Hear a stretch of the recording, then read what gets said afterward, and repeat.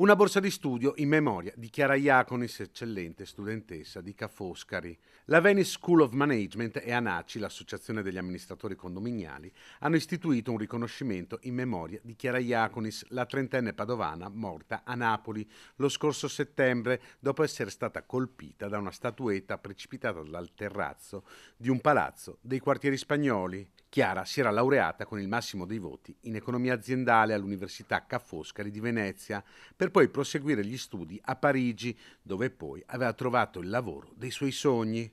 Oggi la famiglia di Chiara, per onorare la sua memoria e poter realizzare i sogni di altri studenti, ha deciso di portare avanti questo progetto con l'istituzione di una borsa di studio di 2.000 euro lordi l'anno per 5 anni accademici. La borsa di studio verrà assegnata ad una studentessa o ad uno studente che abbia concluso gli studi o sia iscritto al terzo anno del corso di laurea in economia aziendale, che intenda proseguire gli studi magistrali in management e venga selezionata o selezionato per il programma di doppio diploma con Business School.